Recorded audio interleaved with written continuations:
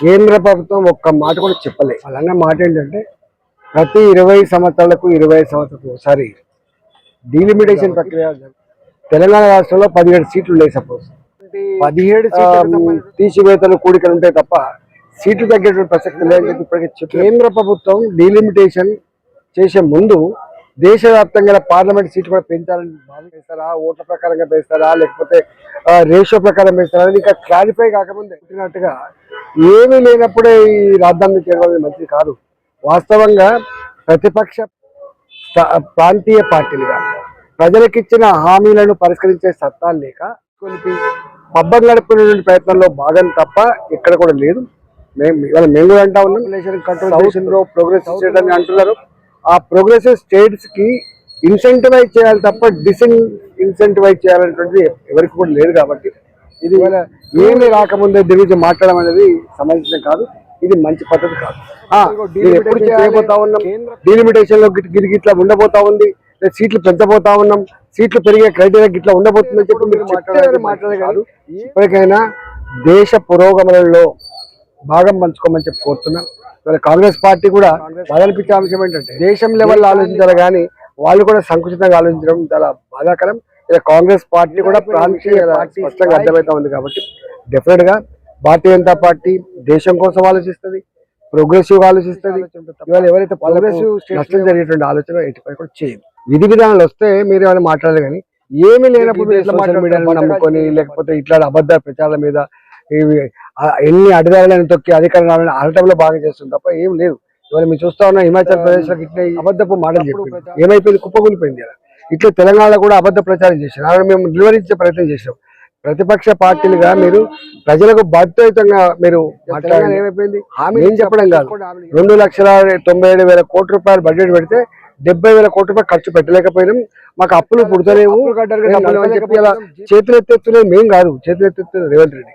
కర్ణాటక గొప్ప స్టేట్, దాన్ని ఇలా కథం పట్టించి ఆ రాష్ట్రాలను దిగజారి రాష్ట్ర ప్రజానికానికి కంటి మీద కొడుకు లేకుండా చూసి ఇవాళ అప్పులు పుట్టని పేద రాష్ట్రాలకు దిగజార్చే ప్రయత్నం చేస్తున్నారని దాని మీద ఇచ్చిన హామీలు అమలు చేయాలని చెప్పి నేను ఆ పార్టీలకు సూచన చేస్తాను. ఆదిలాబాద్ లో 14 లక్షల ఓట్లున్నాయి. ఆదిలాబాద్ పార్లమెంట్ లో 14,40,000 ఓట్లున్నాయి. మల్కాయిలో 35 లక్షల ఓట్లున్నాయి. ఇవాళ ప్రతి నిత్యం ఎక్స్పాండ్ అయ్యేటువంటి నియోజకవర్గం మల్కాగిరి. చూస్తాను 40 లక్షల ఓట్లకు పెరిగిపోయే ఆస్కారం. ఇక్కడ 4 లక్షలు 40 లక్షలు సరిచేయాల్సిన శక్తి ఉంది. కాబట్టి ఈ మొత్తం ఓటర్లు డివైడ్ బై 15 సీట్లు అట్లా పెంచుతారు తప్ప ఇక్కడ ఈ తీసుకుపోయి ఇంకెక్కడ ఈపీలు ఇస్తారనేది మాట వాటి తప్పుడు ప్రచారం. అధికారులు మొన్న కూడా రాజ్యాంగాన్ని మారుతారు అబద్ధం చెప్పారు. రాజ్యాంగం మారిందా?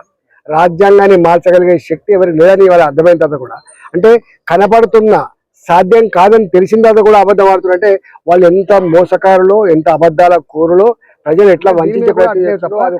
ఇక్కడ 17 సీట్లలో 17 సీట్లకు 17 సీట్లు యూనిఫామ్ డిస్ట్రిబ్యూషన్ ఆఫ్ ఓటర్స్ ఉంటారు తప్ప సీట్లు తగ్గే ప్రసక్తి లేదు. నెంబర్ 1. నెంబర్ 2, ఒకవేళ పెంచింది అనుకోండి, ఒక 200 సీట్లు పెంచబోతున్నాం, 100 సీట్లు పెంచబోతున్నాం, 17 సీట్లకు మనకి ఏ రేషియో ప్రకారం రాదు, ఆ రేషియో ప్రకారం వస్తాయి. అక్కడ జనాభాకి ఏ రేషియో ప్రకారం వస్తాయి చెప్పండి, తప్పు కదా.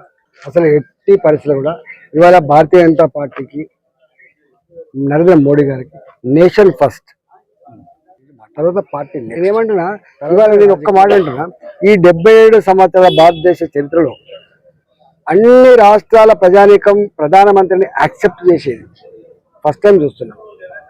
అటు అరుణాచల్ ప్రదేశ్ కావచ్చు, ఇటు కన్యాకుమారి కావచ్చు, అన్ని సంస్కృతుల, అన్ని ప్రాంతాల, అన్ని భాషల ప్రజలందరూ కూడా మామోడీ అనేటువంటి పరిస్థితి ఇచ్చినటువంటి ఏకైక నాయకుడు మోడీ గారు. సబ్కా సాత్, సబ్కా వికాస్, సబ్కా ప్రయాస్. అంతేకాదు రాష్ట్రాల అభివృద్ధిలోనే దేశ అభివృద్ధి ముడిపడి ఉందని చెప్పినటువంటి నాయకుడు మోడీ గారు.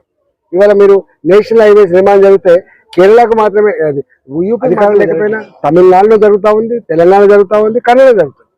అంటే నేషనల్ హైవేస్ కావచ్చు, రైల్వేస్ కావచ్చు, ఇండస్ట్రీస్ కావచ్చు, డెవలప్మెంట్ కావచ్చు, ఇవాళ అన్ని కూడా అన్ని ప్రాంతాలను సమానంగా చూడగలిగే అవసరాన్ని బట్టి పనులు చేయగలిగినటువంటి ఏకైక ప్రభుత్వం తప్ప ఇలా ఇక్కడ తెలంగాణలో కాంగ్రెస్ పార్టీ ఉంది కాబట్టి, కర్ణాటకలో కాంగ్రెస్ పార్టీ అధికారం ఉంది కాబట్టి, అక్కడ సిపిఎం అధికారం ఉంది కేరళలో కాబట్టి, తమిళనాడులో డిఎంకే ఉంది కాబట్టి లేదు.